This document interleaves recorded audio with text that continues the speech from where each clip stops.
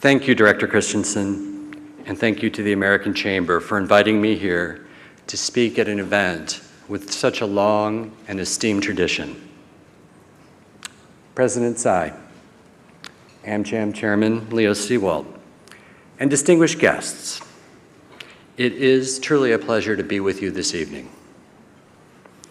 I lived here in Taipei from 2000 to 2004, and I'm delighted to return to Taiwan 15 years later. The American Institute in Taiwan is a special organization, unique in our system, and a very coveted place to serve. I am fortunate to be among those who have worked at AIT. Further, the Hsieh Nien Fan tradition for the AmCham in Taipei dates back to 1970, meaning that I am joining you as you enter into the 50th year of that tradition. It would be a pleasure to be back at any given time, but it is all the more meaningful to join you as we mark the 40th anniversary of the Taiwan Relations Act. As many of you know, AIT is marking this anniversary with a year-long campaign called AIT at 40. Each month has a designated theme to highlight different areas of US-Taiwan cooperation. I am proud to be here during AIT at 40's Trade and Investment Month. As we ponder the anniversary of the TRA, I will take a moment to make a few predictions. First, the relationship between the United States and Taiwan will continue both to prosper and to enhance the prosperity of those who participate in US-Taiwan commercial interaction on both sides of the Pacific. Second, the United States will remain steadfast in all of its commitments to Taiwan, reflecting the enduring nature of our shared interests. Third, Taiwan will continue to grow impressively as a successful democracy and economy. Finally, and this is the easy one to get right and very welcome news, AIT will finally move into a new building. I am delighted to see old friends and acquaintances, particularly President Hsieh. Madam President, when I served with AIT, you were the chairperson of the Mainland Affairs Council, and I frequently joined meetings in your office. I was always struck by your clarity, your perceptiveness, and your kindness. It is my pleasure to address an event where you are the guest of honor. My assignment in Taiwan was an extraordinary professional experience for me, but it was also a very rewarding time for my family, who still cherishes the memories of their time here. Whether it was hiking with my young children in Yangmingshan, or my wife serving as a docent at the Gugong, or days exploring restaurants that serve sanbeiji, or markets fragrant with the smell of chou tofu. Okay, I admit it, I was one of those foreigners who never quite got used to that particular dish. Anyway, you can sense my sincerity and my broader point. This is a wonderful place. I am not here to reminisce, however, but to suggest that my past involvement here may help put the present into perspective. I can see firsthand the growing prosperity and increased quality of life in Taiwan. In addition, I am struck by how the value of Taiwan as an economic partner has appreciated.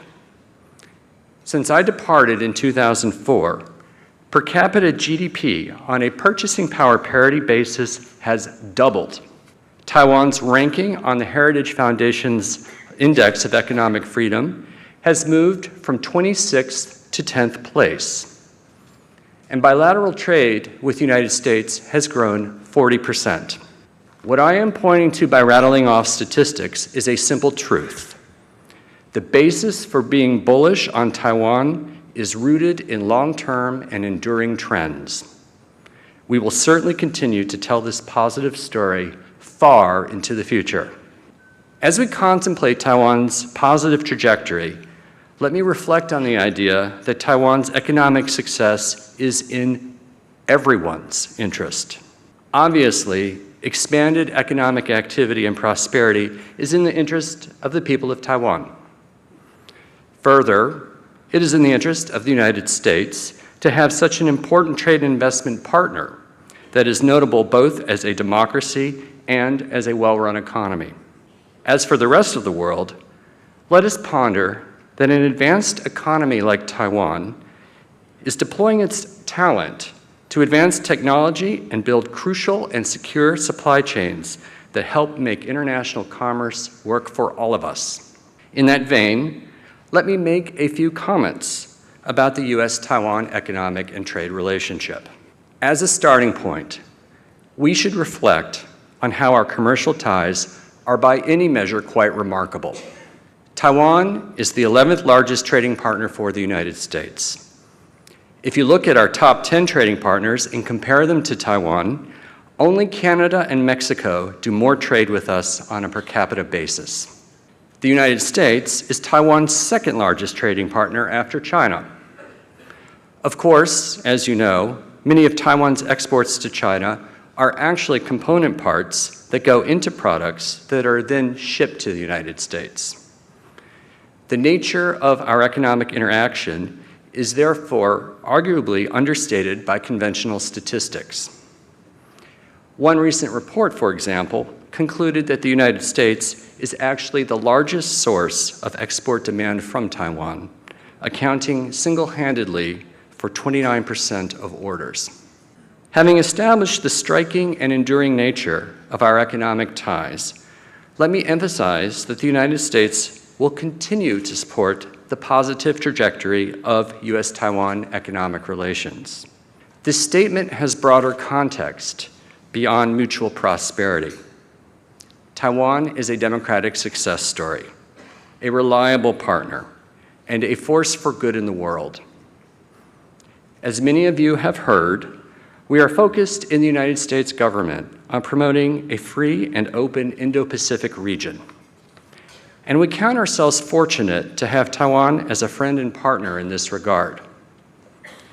By open, we mean fair and reciprocal trade, an open investment environment, reliable access to seas and airways, and transparency in agreements that underpin economic activity.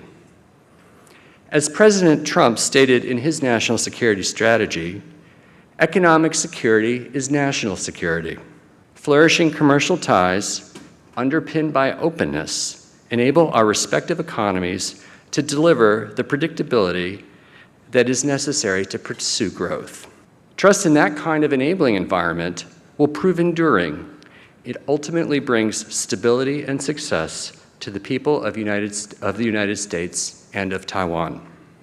As I look ahead to how we maintain our momentum, I think in terms of what I would like to call the 4 I's: interaction, innovation, intellectual property rights protection, and investment. Interaction.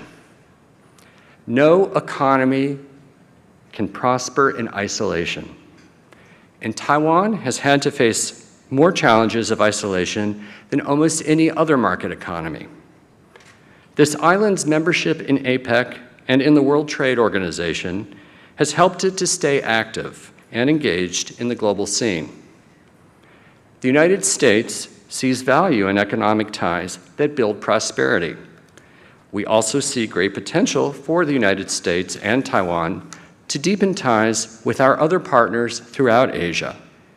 And in the spirit of our Indo-Pacific focus, let me note that includes East Asia, Southeast Asia, and South Asia.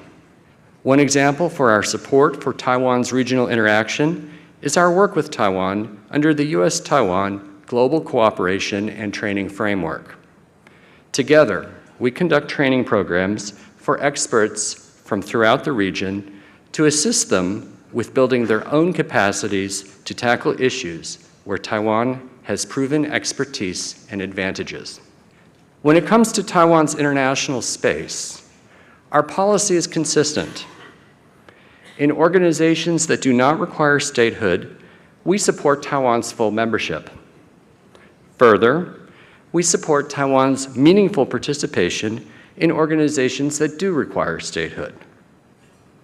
Interaction does not just have to be through trade pacts and international organizations.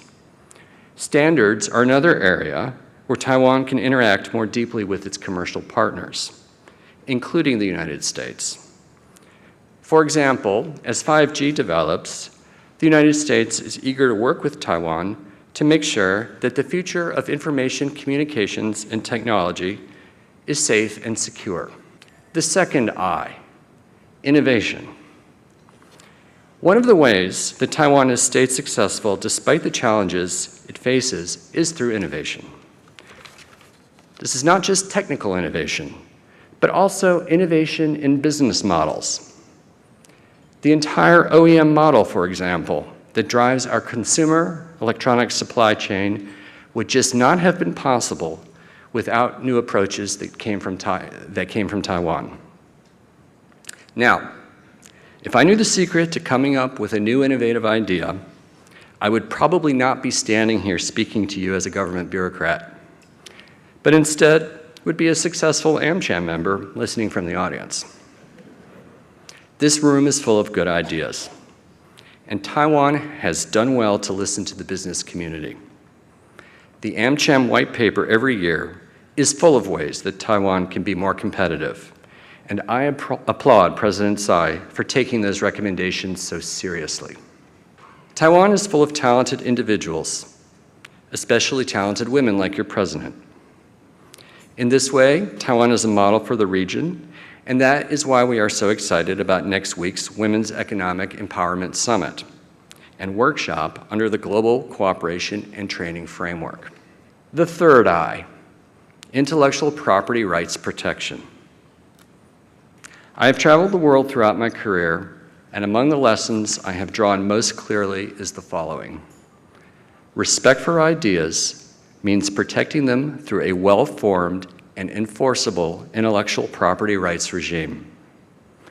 Economies with a reputation for protecting the assets of those who create value with their minds are economies that prosper, especially in promising areas like services, digital sectors, biotechnology, and high-tech design and manufacturing. Taiwan has come far from the days when counterfeit CDs, VCDs, and DVDs were rampant. As is evident from the United States' approach to trade policy, respect for intellectual property is paramount. In this regard, Taiwan can continue to enhance its brand through continued IPR-related efforts and reforms. For example, consider these areas of IPR focus. Digital piracy. Tomorrow morning, I will attend a workshop on countering digital piracy. We have brought a delegation of US judges, prosecutors, and investigators to Taiwan to work with your Ministry of Justice, IP Court, and Taiwan's Intellectual Property Office to exchange ideas on best practices. The event will focus on addressing the challenges in protecting movies, music, books, and software from illegal downloads with no compensation to the rights holders. Similarly, protecting trade secrets is an area where our efforts with Taiwan are strong. This was evidenced by the cooperation between our Department of Justice, FBI, and Taiwan's Ministry of Justice on the Fujian Jinhua indictments. Our delegation of judges, prosecutors, and investigators will continue the workshop on Friday with a focus on trade secrets protection. I would be remiss if I didn't mention patent linkage. We have been closely following Taiwan's amendments to the Pharmaceutical Affairs Act and the pending regulations that would establish a first-class patent linkage system in Taiwan and help Taiwan develop into a biotech hub for the region. I urge Taiwan to follow through with this reform and provide strong protection for innovative drugs. And of course, the final I, investment. To remain vibrant, every economy needs investment, both foreign and domestic. With strong IP protection, innovative markets, and increased regional interaction, there is no reason that investment will not flow naturally into Taiwan. As the saying goes, 水到渠成. When the conditions are ripe, success comes naturally. We have been pleased to see that Taiwan has taken steps to improve the investment environment by approving a couple of high-profile private equity deals this past year.